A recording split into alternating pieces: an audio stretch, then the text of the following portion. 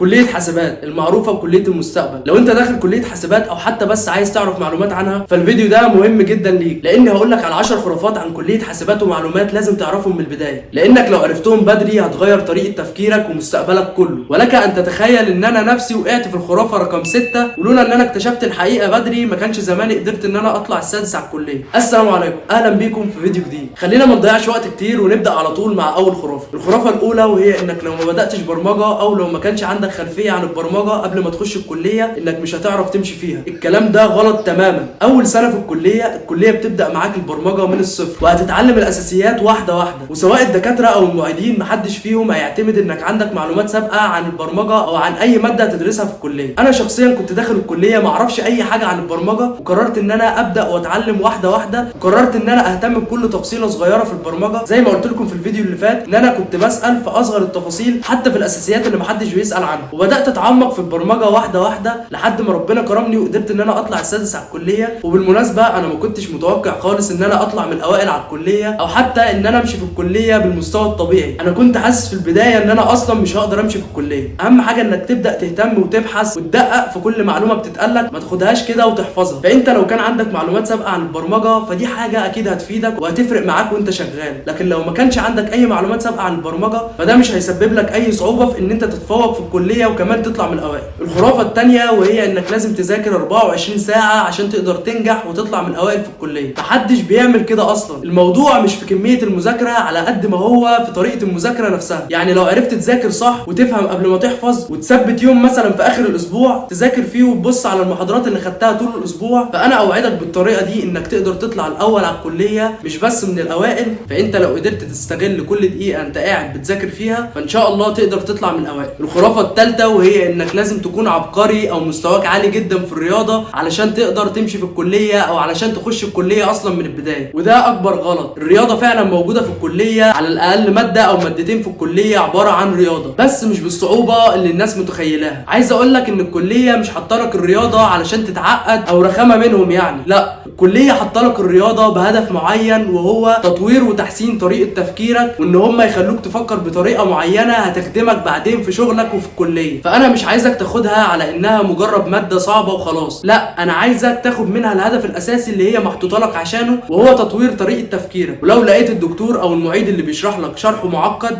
مش عايزك تتوتر خالص او تقلق، لان في مصادر كتير وفيديوهات كتير على اليوتيوب بتشرح الرياضه. ولو حابب تعرف المصادر والقنوات اللي تذاكر منها المواد بتاعه الكليه ففي الفيديو اللي فات اتكلمت عن كل القنوات والمصادر اللي هتحتاجها في الكليه. الخرافه الرابعه معانا وهي انك لازم تبدا كورسات من اول سنه. في الحقيقه اول سنه في الكليه دورك بس ان انت تفهم الاساسيات كويس، وفي الحقيقه ان انت بتضيع وقت كبير جدا في التفكير ان انت تاخد كورسات. ولو فضلت مشتت نفسك بالكورسات هتخسر الاثنين، هتخسر ان انت تتعلم الاساسيات كويس، وكمان الكورس اللي انت هتاخده مش هيكون له اي لازمه، لان اصلا المفروض تبدا كورسات في المجال اللي انت هتتخصص فيه او المجال اللي انت حابه. وانت طبعا لسه داخل الكليه ما تعرفش ايه هي التخصصات، او حتى لو تعرف ايه هي التخصصات اللي موجوده انت مش عارف هتكمل في تخصص ايه. نصيحتي ليك انك تبدا كورسات في سنه تانية بحيث تكون فهمت الاساسيات وفهمت ايه هي التخصصات الموجوده، وتاخد الكورس على حسب التخصص اللي انت حابه وهتكمل فيه. فلو استعجلت بالكورسات بدون ما تفهم الاساسيات كويس هتتوه ومش هتفهم حاجه في الكليه. الخرافه الخامسه معانا وهي انك لو جبت تقدير ضعيف في اول سنه في الكليه يبقى الكليه دي مش ليك. الحقيقه اول سنه كله بيغلط، يعني لو ما لقيتش نفسك جايب تقدير عالي في اول سنه ما تزعلش، بس المهم انك تتعلم من الغلط ده وتظبط نفسك في السنين اللي جايه. وعايز اقول لك ان في ناس كتير كانت بتجيب تقدير مقبول في اول سنه في الكليه ودلوقتي شغالين في شركات عالميه. الخرافه السادسه وهي انك لازم يكون عندك لابتوب في سنه اولى في الكليه، والكلام ده مش صح تماما، لان انا قدرت ان انا اطلع السادس على الكليه بدون ما يكون عندي لابتوب او كمبيوتر، وده لانك في اول سنه في الكليه بتاخد اساسيات البرمجه ومش بتتعمق فيها قوي، واغلب الشغل العملي في البرمجه بسيط جدا وممكن تعمله من معامل الكليه. طبعا الخرافه السادسه دي كانت ممكن تكون سبب من اسباب ان انا افشل في سنه اولى في الكليه لو كنت فضلت مصدقها. سابع خرافه معانا وهي ان حضور المحاضرات مش مهم، وانك تقدر بس تعتمد على اليوتيوب او حتى الملخصات. من وجهه نظري ان دي اكبر غلطه ممكن تقع فيها. المحاضره مش بس شرح للمنهج، دي كمان بتديك طريقه التفكير وحل الاسئله،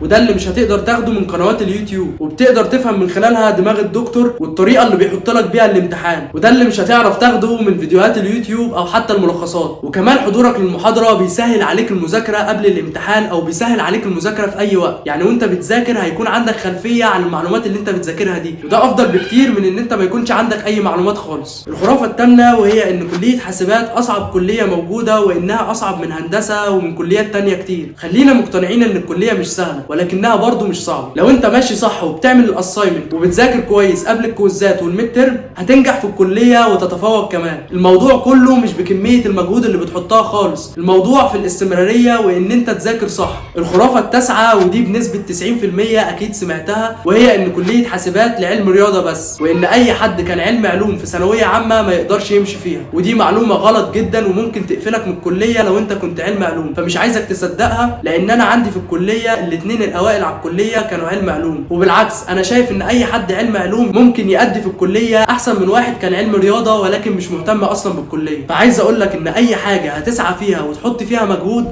ربنا هيكرمك فيها. اهم حاجه انك تتوكل على ربنا وتبدا تسعى وتاخد بالاسباب. الخرافه العاشره وهي ان ناس كتير بتكون مفكره انها بمجرد ما تتخرج من كليه حاسبات بدون ما تاخد اي كورسات الشغل هيكون مستنيها. الحقيقه ان الشهاده لوحدها مش كفايه، الشغل دلوقتي بيبص على المهارات العمليه اللي معاك. الشهاده ممكن تفرق معاك في حاله واحده بس، وهي ان لما يكون في اتنين متقدمين على وظيفه معينه والاتنين دول عندهم نفس المهارات العمليه والكفاءه، في الحاله دي هيفضلوا صاحب الشهاده عن اللي ما معهوش شهاده. لكن غير كده ممكن اي واحد ما دخلش كليه حاسبات يتفوق على واحد في كليه حاسبات بشرط ان يكون عنده مهاره اعلى منه. ودي كانت 10 خرافات ناس كتير بتصدقها عن كليه حاسبات ومعلومات. لو في واحده فيهم كنت مصدقها قبل ما تشوف الفيديو اكتب لي رقمها في الكومنتات. واخيرا لو انت في سنه اولى في كليه حاسبات ومعلومات وفي ماده معينه انت شايفها صعبه ومش قادر تفهمها ومحتاج مني ان انا اشرحها لك وابسطها لك، اكتب لي في الكومنتات اسم الماده دي، وانا لو لقيت ناس كتير محتاجه شرح الماده دي باذن الله هعمل لها فيديو مخصوص. ما تنساش تعمل لايك للفيديو وتشترك في القناه، لان الفتره الجايه هعمل فيديوهات مهمه جدا وهتفيد اي طالب في كليه حاسبات ومعلومات.